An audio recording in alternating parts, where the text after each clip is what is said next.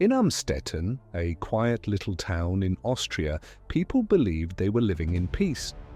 Cobblestone streets, charming houses, families that seemed ordinary. But beneath this postcard-perfect image, a darkness was waiting to rise. Josef Fritzl, a grey-haired man with a stern face, appeared to his neighbors as nothing more than a diligent electrical engineer. Yet behind that rigid mask hid a twisted mind obsessed with power and possession. He didn't simply want control over his family, he wanted absolute ownership. Among his 7 children, Elisabeth, the youngest daughter, carried a bright gaze and a longing for freedom. She dreamed of escape, of breaking free from her father's suffocating grip. But Josef would never allow it. In his diseased vision, Elisabeth was not a daughter. She was his property. Years earlier, Josef had begun building a basement, but this was no ordinary basement. Behind a hidden door lay a narrow passage leading deep underground. Thick concrete walls, a steel door weighing hundreds of kilos, soundproofed so perfectly that not a single scream could ever escape. To the outside world, it was just a storage room. To Josef, it was a prison, a man-made hell designed for one person only, Elisabeth. And so life in Amstetten carried on. Neighbors exchanged smiles, families went to church. The town slept peacefully. No one suspected that beneath their very feet a grotesque plan had been in motion for decades, a plan that would soon trap a young woman in 24 years of darkness the world had never seen before. The night of fate, 1984. It was August 1984. Elisabeth Fritzl had just turned 18. To the outside world, she was a young woman on the edge of adulthood, shy, restless, dreaming of a life beyond the walls of her father's house. She longed to break free, to see the world she had only glimpsed in fleeting moments. But her father had other plans. On that evening, Josef called Elisabeth into the basement. He told her he needed help with a door, a simple household task. Trusting and unaware of the horror about to unfold, she followed him down the narrow stairs. At the bottom stood the steel door. Heavy, silent, waiting. As soon as Elisabeth stepped inside, Josef closed it behind her. With a turn of the lock, the outside world vanished. That sound, the echo of the bolt sliding into place, marked the beginning of 24 years of captivity. When Elisabeth failed to return, Josef calmly set the stage for his deception. He told his wife and the other children that Elisabeth had run away. Days later, he produced a handwritten letter, allegedly from Elisabeth, claiming she had joined a religious cult and no longer wanted contact with her family. In truth, Josef himself had forced her to write it, dictating every word while she sat trembling in his prison. The neighbors, the authorities, even her own mother believed the story. Why wouldn't they? A rebellious teenager leaving home was nothing unusual. For years, Josef would continue this charade, crafting new letters whenever suspicion arose, always reinforcing the lie that Elisabeth was alive and well, somewhere out there, just out of reach. But she wasn't. She was trapped just a few meters below the very house she had grown up in, sealed away in concrete and darkness. While the world assumed she had chosen to disappear, Elisabeth had become invisible, erased by her own father's monstrous design. That night in 1984 was not just the night Elisabeth disappeared. It was the night her existence was stolen. A young woman who had dreamed of freedom was forced into a nightmare. And above her, in the quiet streets of Amstetten, life carried on, completely unaware of the dungeon that had just claimed its prisoner. 24 years underground. The cellar where Elisabeth was imprisoned measured less than 55 square meters, cramped, damp, divided into a few small rooms, a narrow sleeping area, a makeshift bathroom, a tiny living space. There were no windows, no natural light, only thick concrete walls pressing in on every side. Behind a heavy steel door, soundproofed to perfection, no scream could ever escape. No echo would ever reach the world above. This was Elisabeth's new existence, not as a daughter, not even as a human being, but as a prisoner. A prisoner with no sentence, no trial, no hope of release.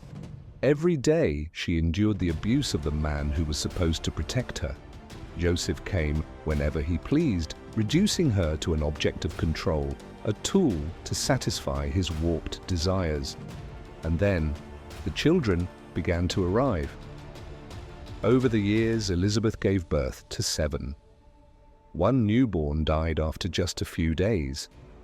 Josef carried the tiny body away and burned it, erasing the evidence as if it had never lived. 3 children were taken upstairs by Josef. He left them on the family's doorstep, staging the lie that Elisabeth had sent them back because she couldn't care for them. His wife believed him. Neighbors believed him. The authorities believed him. The remaining 3 never saw the sky. They grew up underground, trapped with their mother, their entire world reduced to moldy walls, flickering bulbs, and the sound of Josef's footsteps echoing down the corridor. Imagine opening your eyes for the first time, not to the sun, not to a sky, but to concrete, mildew, and stale air. Imagine a childhood without playgrounds, without friends, without seasons. For those children, life was nothing but darkness and confinement. Elisabeth, broken yet resilient, fought to give them a reason to live. She taught them letters and songs using scraps of paper Josef provided. She turned the tiny, suffocating cellar into a classroom.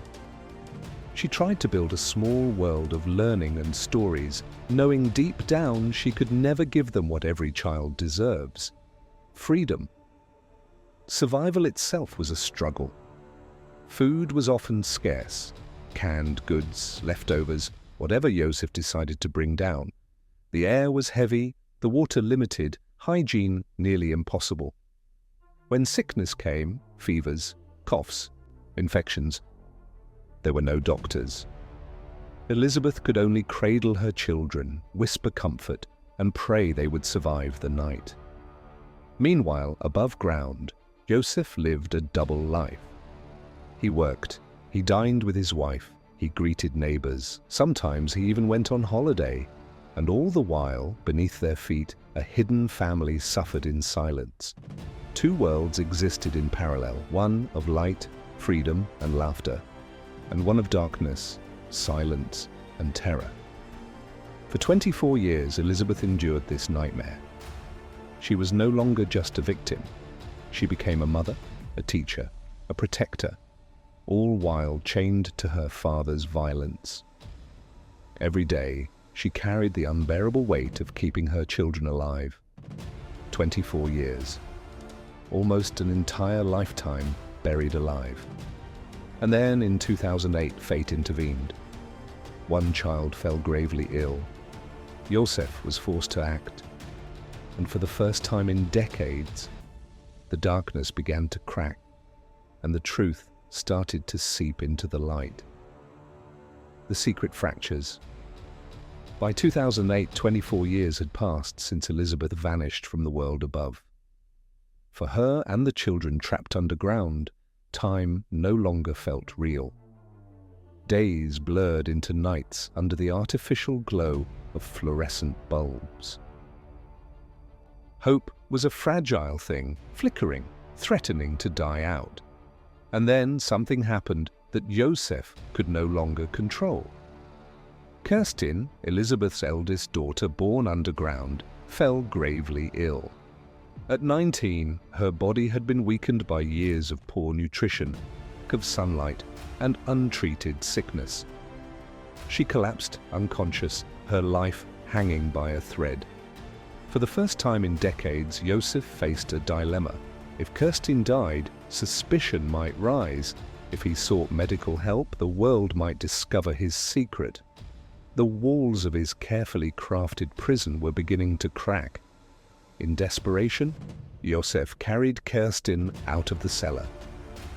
To the world above, he spun yet another lie, that his runaway daughter, Elisabeth, had dropped off Kerstin at his doorstep and disappeared again. He rushed the girl to the hospital, insisting he had no idea where Elisabeth really was. But this time, the lie didn't work. Doctors were shocked. Kerstin's condition was unlike anything they had ever seen in a young woman her age. Severely undernourished, pale, with no medical history, no records, no trace of ever having existed in the outside world. Her illness was not only medical, it was the unmistakable mark of someone raised in isolation. Authorities were alerted. The police questioned Josef. His story was inconsistent, riddled with holes. Where had this young woman truly come from? Why did she have no documentation, no school records, no friends, no life? Pressure mounted. Josef's perfect facade, maintained for decades, was unraveling. The mask he wore so easily in the daylight was beginning to slip. And deep underground, Elisabeth knew the end of her captivity was near. But she also knew one thing. If she revealed the truth without a guarantee of safety, Josef might kill them all. So, in a moment of terrifying calculation, Elisabeth struck a deal. She demanded her father promise, in writing, that he would not harm her children if she told the authorities everything. With the weight of Kerstin's survival hanging in the balance, Josef agreed. What happened next would shock not only the town of Amstetten, but the entire world. The dungeon exposed. The day Elisabeth and her children emerged from the cellar, the world trembled. After 24 years entombed in darkness, they stepped into daylight, breathing free air for the very first time. Police and doctors were led into Josef Fritzl's house. When the steel door swung open, what they saw defied belief. Cramped rooms, damp concrete walls, low ceilings, a filthy bed, a primitive toilet. This was not a place for human life.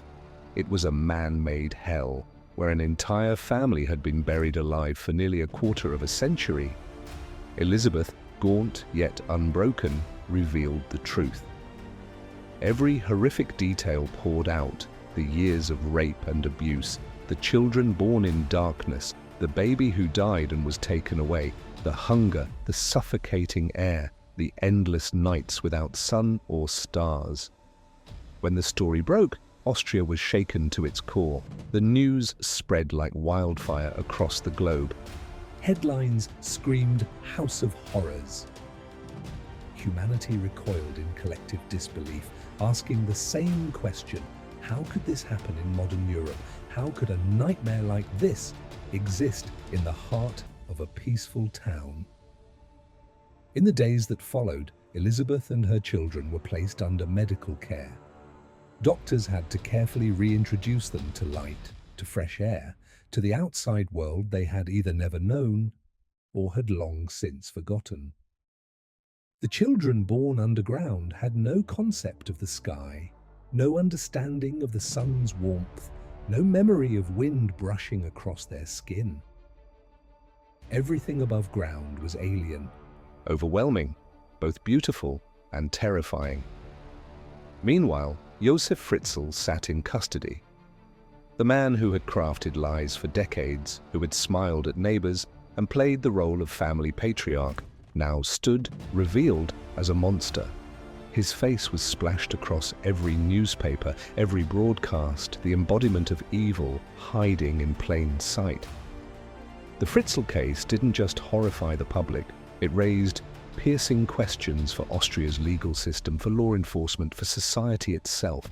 How could a woman vanish for 24 years and no one uncover the truth? How could a family live underground, silenced and starved, while life above went on undisturbed? The house in Amstetten became infamous.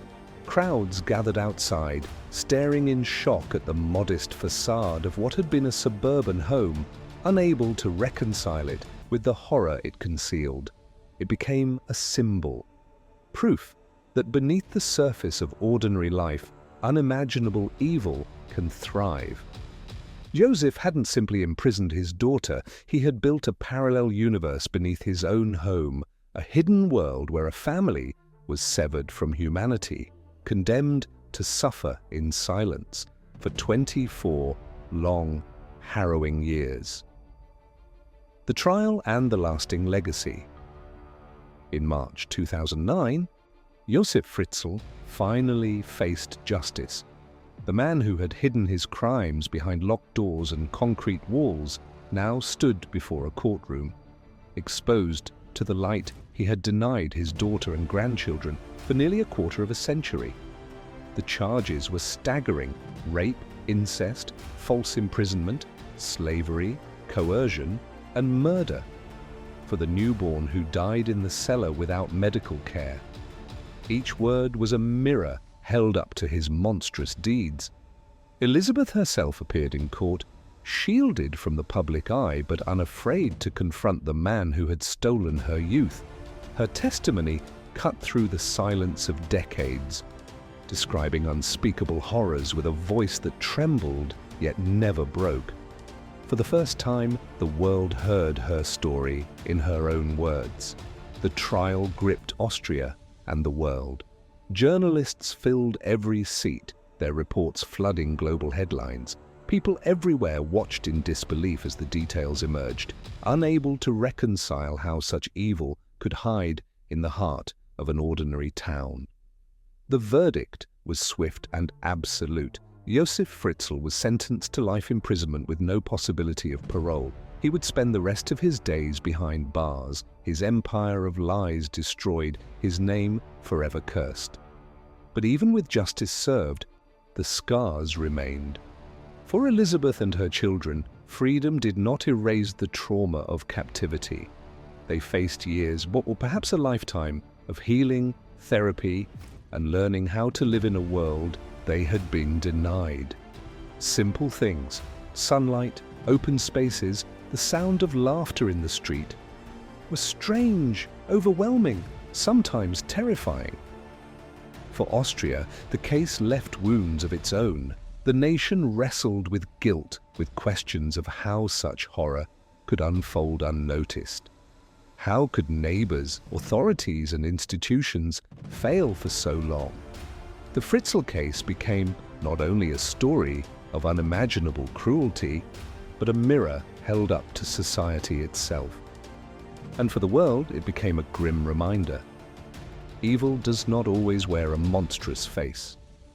Sometimes it hides in plain sight, behind tidy gardens, polite smiles, and the walls of an ordinary home. Elisabeth and her children continue their journey of recovery, their location kept secret, their lives shielded from the public.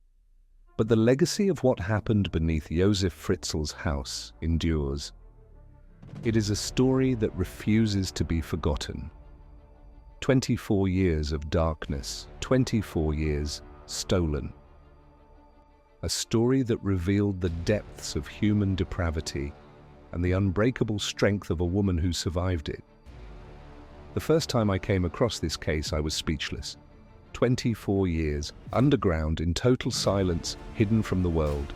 A father turning his own home into a prison, his own daughter into a captive, his grandchildren into shadows.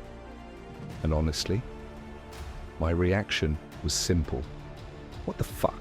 How is this even possible? It wasn't just shock, it was disbelief that something so twisted, so calculated, could go unnoticed for so long.